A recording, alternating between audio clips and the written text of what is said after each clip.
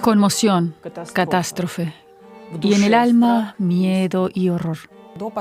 Hasta el último momento pensamos que habría un acuerdo y que no pasaría nada malo. A las 6 de la mañana, un amigo mío me llamó y me dijo: esta noche Rusia atacó la patria de tu padre. Mi primer pensamiento fue: qué bien que mis padres ya no están en este mundo y no tienen que ver esto.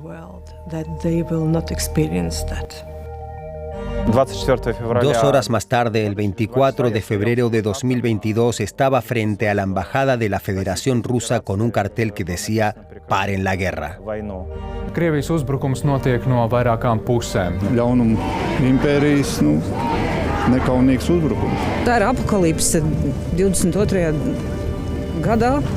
La invasión rusa de Ucrania fue un terremoto emocional para la sociedad letona y su minoría rusoparlante. Una cuarta parte de los 1.900.000 habitantes de Letonia, miembro de la Unión Europea y de la OTAN, es de origen ruso. Se reavivaron viejos temores y estereotipos y se agudizó la consideración de la población rusoparlante como antiguo ocupante.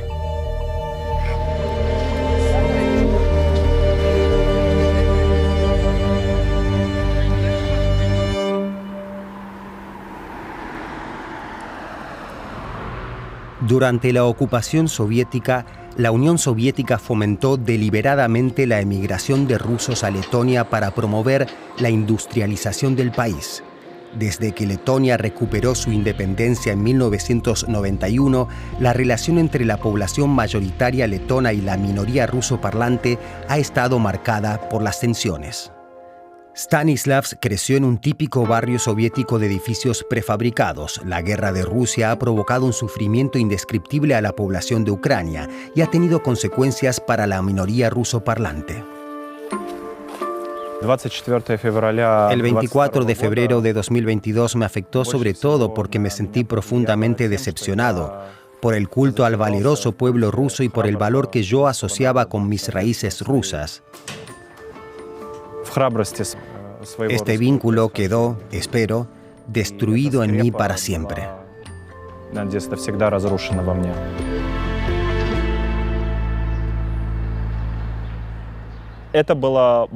Fue doloroso darme cuenta de que la valentía en la que había creído no era más que una ilusión. Tuve un largo periodo de reflexión y llegué a la conclusión de que soy un letón de origen ruso. Nunca pensé en quién era hasta que ya de adulto me di cuenta de que en Letonia había una sociedad de mayoría letona de la que yo me diferenciaba por hablar ruso. Recién entonces empecé a hacerme preguntas sobre mi identidad. ¿Soy ruso? ¿Debería irme a Rusia? ¿O soy letón? ¿Tal vez un letón rusoparlante? De niño y adolescente todo estaba claro. Íbamos a las celebraciones del 9 de mayo. Ese día no había colegio. En casa veíamos la televisión rusa y conocíamos a todas las estrellas rusas. No teníamos ni idea de la cultura letona. Vivíamos en nuestra propia burbuja.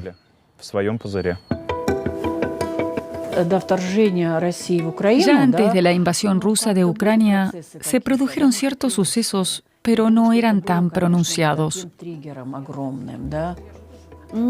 La guerra fue un detonante. Es como si se hubiera desarrollado un profundo rechazo a todo lo ruso, ya sea la identidad o la nacionalidad rusa. Es como si todo lo ruso, en general, fuera malo o maligno. Y eso me preocupa, porque no quiero irme de aquí.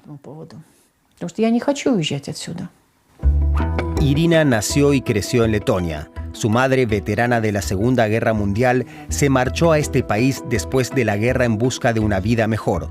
Muchos rusoparlantes vivían en la Unión Soviética plácidamente, hasta que el repentino colapso lo cambió todo.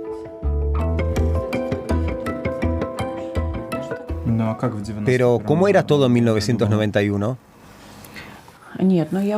Recuerdo cuando se proclamó la independencia.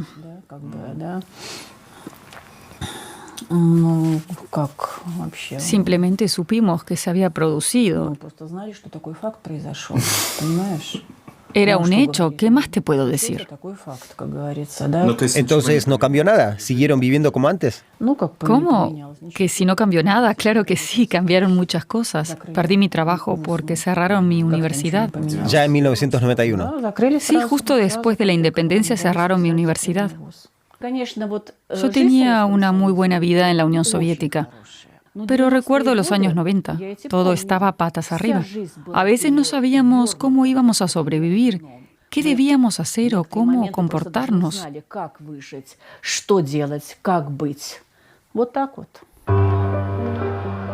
La independencia de Letonia de la Unión Soviética fue reconocida oficialmente el 6 de septiembre de 1991.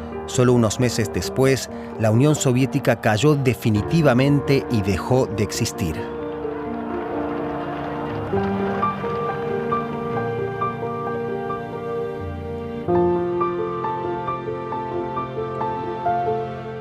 Los acontecimientos decisivos a principios de la década de 1990 estuvieron precedidos por el movimiento nacional y la lucha pacífica para recuperar la independencia, conocidos como el Despertar. El 23 de agosto de 1989, por el 50 aniversario del Pacto Ribbentrop-Molotov y sus protocolos secretos sobre la división de Europa entre la Alemania nazi y la Unión Soviética, más de 2 millones de estonios, letones y lituanos formaron una cadena humana de 650 kilómetros para mostrar su unidad y su deseo de libertad e independencia de la Unión Soviética. Fue una de las grandes acciones de protesta del Frente Popular. Y la cadena báltica también abarcaba la idea de un regreso a Europa y de adhesión a la OTAN. Y por tanto, la cadena báltica ya no pertenece solo a nuestros pueblos. En el centro de este movimiento estaba Sandra Kalniete, una de las principales figuras del Frente Popular Letón, una organización política que luchó por la independencia del país. Sé exactamente cuándo se produjo mi despertar personal. Fue el 14 de junio de 1987, cuando el movimiento de Helsinki llamó a depositar flores en el Monumento a la Libertad para conmemorar la gran deportación del 14 de junio de 1941.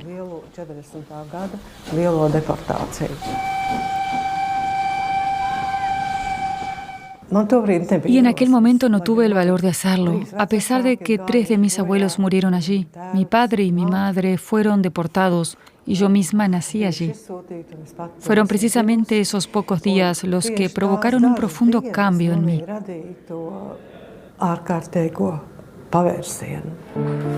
Tras el pacto Ribbentrop-Molotov, la Unión Soviética ocupó Letonia en 1940 y deportó a Siberia a decenas de miles de personas inocentes, niños, mujeres, hombres, familias enteras.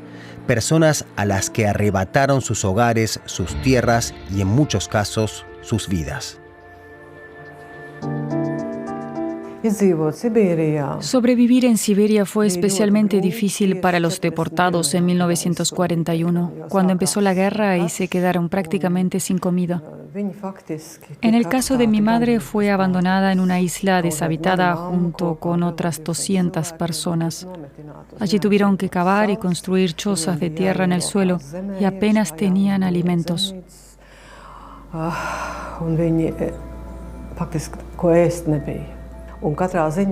En cualquier caso, lo que sucede en Ucrania nos hace revivir todo aquello. Despierta el miedo a que la historia pueda repetirse. Un miedo que en mi caso es muy fuerte.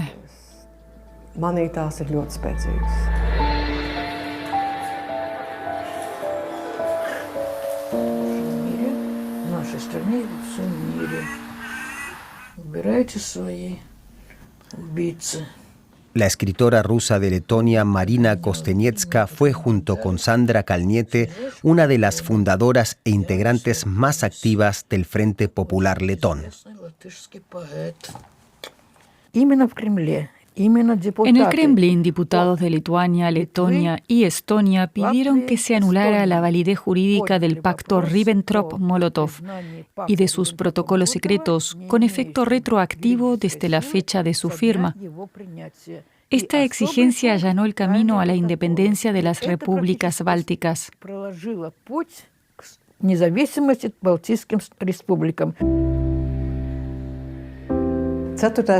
El 4 de mayo de 1990 es un día muy especial en mi vida, y creo que también en la de muchísimos letones. Hubo una enorme ola de alegría y felicidad. En ese momento habíamos aprobado nuestra declaración de independencia.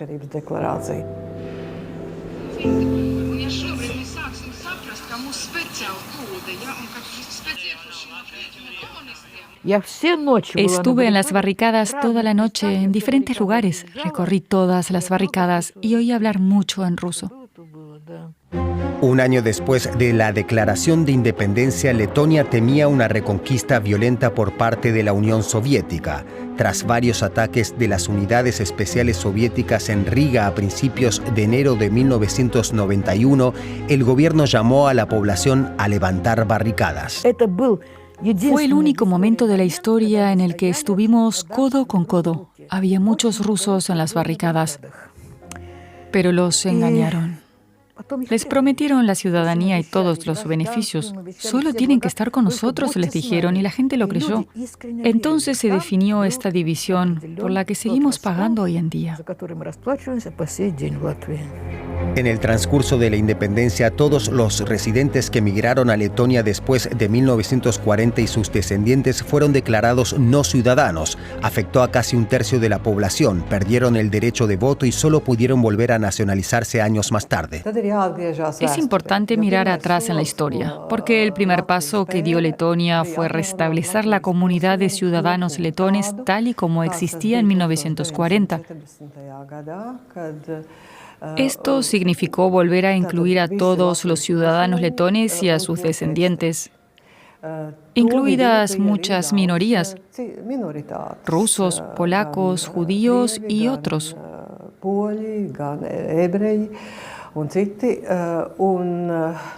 El siguiente paso fue definir normas claras en la ley de ciudadanía sobre cómo convertirse en ciudadano letón.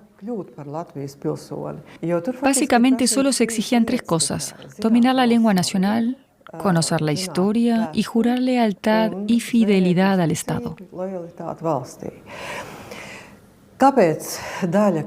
¿Por qué una parte de la minoría rusa no quiso solicitar la ciudadanía letona? Esa pregunta hay que hacérsela a ellos. Los letones querían que la lengua oficial en una Letonia independiente fuera el letón desde el principio.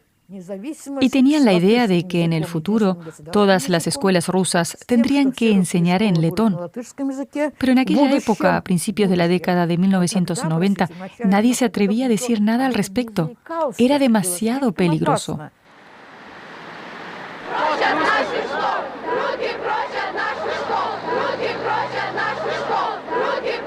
Desde la década de 2000, Letonia ha ido aumentando gradualmente la proporción de enseñanza en letón en las escuelas minoritarias, lo que ha provocado repetidamente fuertes protestas de la comunidad rusoparlante. A partir de 2025, en todos los centros educativos se impartirán clases exclusivamente en letón.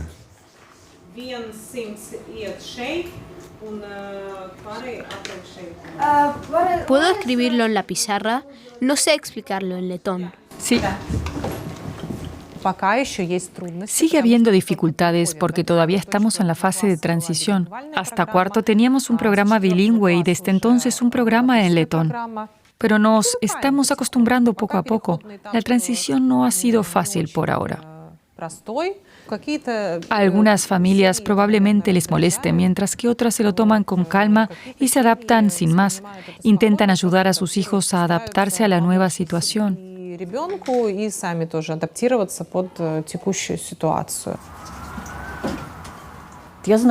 Conozco familias así, que dicen: nos vamos por los niños para que conserve la lengua rusa. Queremos que reciban una educación en su lengua materna.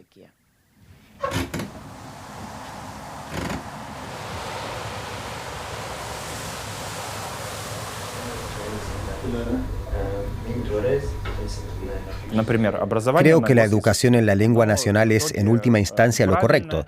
Debería haberse hecho ya antes. Pero creo que es excesivo suprimir el ruso como segunda lengua extranjera en las escuelas. Sería estupendo que aprendieran la lengua que, de todas formas, hablan en casa. Sería genial que en esas clases pudieran hablar de literatura que seguro que sus padres les harán leer. Y si los padres no lo hacen, entonces esta clase sería la única forma de conocerla.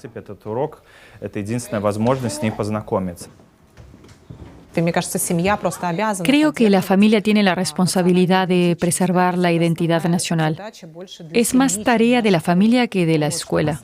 En cuanto a los niños, no creo que les resulte tan doloroso no poder aprender su lengua materna en la escuela pública. Probablemente podrán aprenderla en otro sitio. Los que realmente lo deseen encontrarán la oportunidad.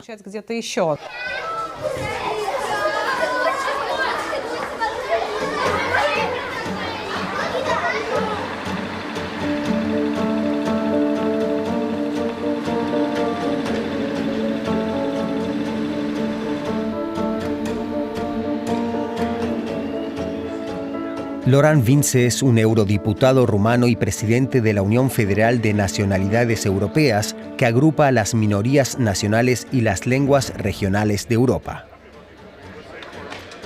El Tribunal Europeo de Derechos Humanos dictaminó que Letonia tenía razón cuando intentó poner fin a la enseñanza en ruso y cerrar las escuelas rusas.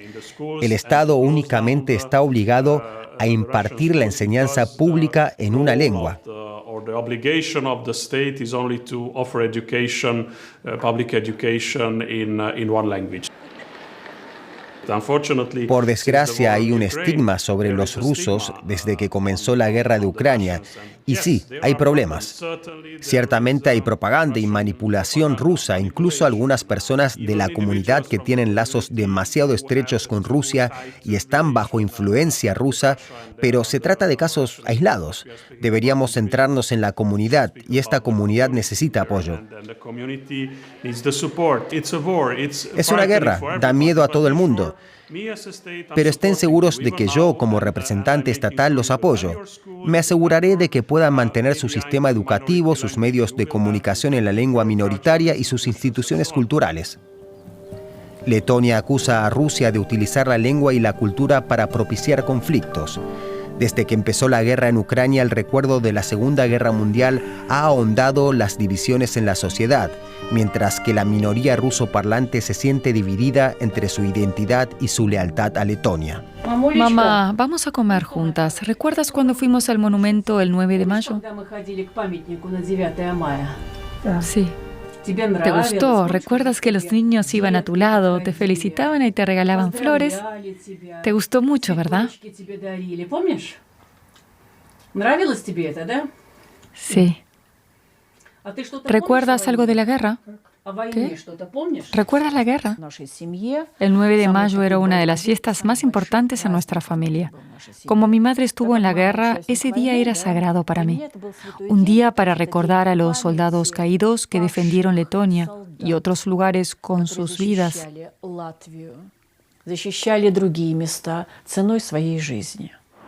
Cada 9 de mayo se celebraba en el Parque de la Victoria de Riga la gran victoria sobre la Alemania nazi en la Gran Guerra Patriótica. Para unos era el día de la victoria, para otros el día de la ocupación. Cuando vinimos aquí el 9 de mayo, mi abuela dijo, estas no son las canciones que cantábamos entonces. Ya no asisto a esa celebración, porque se instrumentaliza políticamente. Me sentí como una cabeza de ganado que solo estaba allí para demostrar que 35.000 personas habían acudido y que después pudieran decir, miren lo que hacen. Debido a la invasión rusa de Ucrania en 2022, el gobierno letón declaró el 9 de mayo Día en Memoria de las Víctimas de la Guerra de Ucrania. Pidió a los ciudadanos que no depositaran flores en monumentos que glorifican la ocupación de Letonia. No obstante, muchas personas acudieron con ramos. La retirada de las flores a la mañana siguiente en lugar de varios días después, como era habitual, provocó un gran enfado. En respuesta, mucha gente volvió a llevar flores al día siguiente. ¿Por qué se permitió dejar flores en plena guerra, en un momento históricamente tan tenso? Sin embargo, si ya se había permitido, entonces la medida de retirar las flores al día siguiente fue un ataque directo a la población ruso-parlante de Letonia, o al menos una clara señal de lo que se considera de ellos.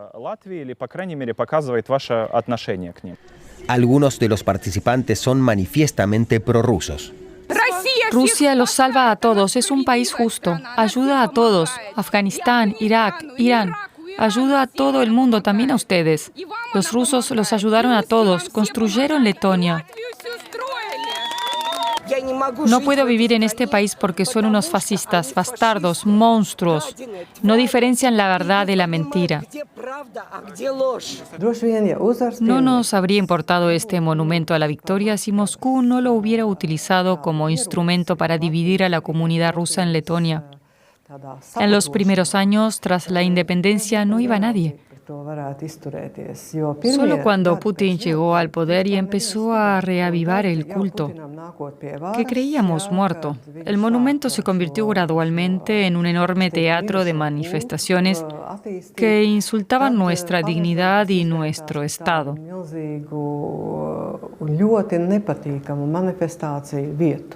Básicamente, es un símbolo del dominio colonial.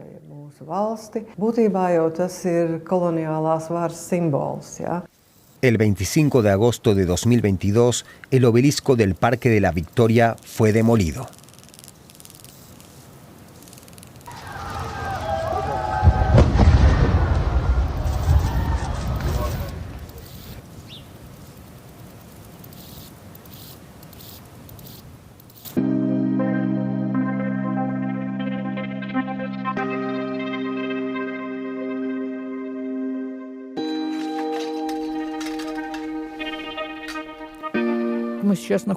Nos encontramos en el lugar donde se erigía el monumento a los libertadores de Riga. Fue la manzana de la discordia entre letones y rusos. Comprendo a los rusos, para quienes la Segunda Guerra Mundial es una herida que nunca cicatriza, un recuerdo genético que se transmite de generación en generación. También entiendo a los letones, para quienes la liberación de Riga de los ocupantes alemanes no significó la liberación de ocupantes per se.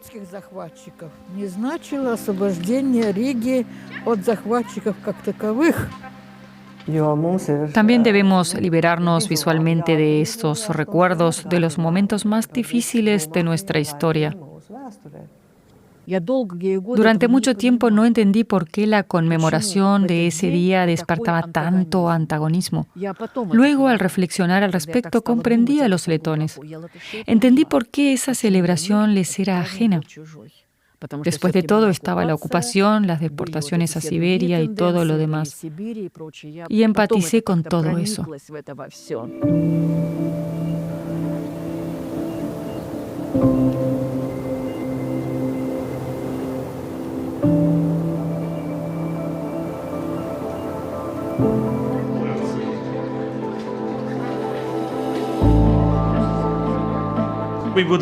Queremos crear una Europa unificada en la que todos disfruten al menos de algunas normas en cuanto a derechos de las minorías.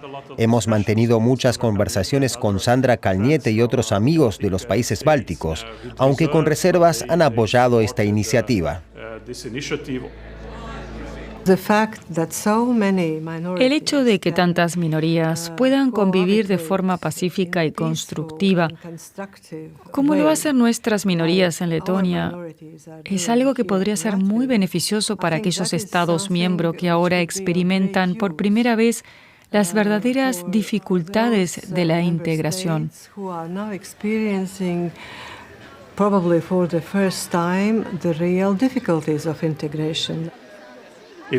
Nunca es el Estado el que debe decir, lo he hecho todo por mis minorías y están bien. No, hay que preguntar a las minorías si están satisfechas con su situación.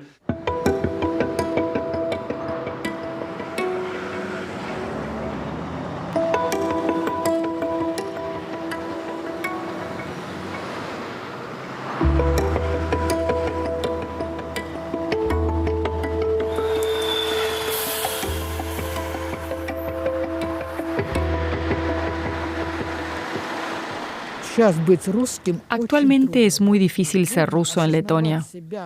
Es difícil verse a uno mismo como representante de una nación que es la agresora, reconocer la culpa y al mismo tiempo mantener el propio sentido de la dignidad. Es difícil aceptar y comprender todo esto. Hoy me avergüenzo de ser rusa, pero nunca renunciaré a mis raíces rusas. Cuando la gente me pregunta por mi nacionalidad, digo, soy una patriota de Letonia de origen ruso. Ahora mismo es un tema muy delicado, no se ven los matices, solo blanco o negro. Pero es comprensible, porque no tan lejos de aquí se está librando una guerra. Lo más difícil para los letones parece ser distinguir entre los rusos de Rusia y los letones rusoparlantes y comprender que 30 años de independencia que parecen poco tiempo son en realidad mucho tiempo. No somos los mismos rusos, somos rusos letones. Hay mucha cultura y espíritu bálticos en nosotros. Llevamos dentro la nacionalidad letona. La identidad de la comunidad rusoparlante de Letonia está cambiando en parte como consecuencia de la guerra en Ucrania. La cuestión central para Letonia sigue siendo si la sociedad del mañana será capaz de dejar atrás la sombra del legado soviético y superar las diferencias que aún persisten. Sigo pensando que la mayoría de los ciudadanos rusoparlantes de Letonia son leales al país. Sin embargo, hay algunos que siguen estando bajo la influencia de la propaganda de Putin y tienen ideas, digamos, anticuadas.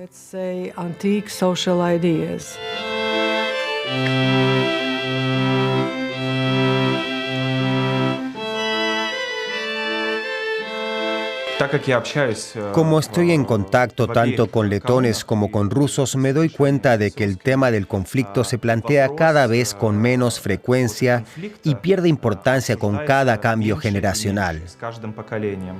Creo que dejará de ser un problema dentro de 20 o 30 años. Simplemente desaparecerá con el tiempo.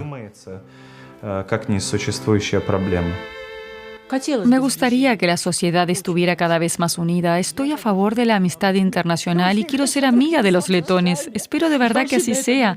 Amo a los letones y a este país.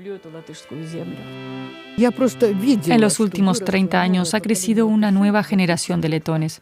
Creo firmemente que esta generación y nuestra joven generación rusa, que también habla letón, encontrarán la manera de llevarse bien.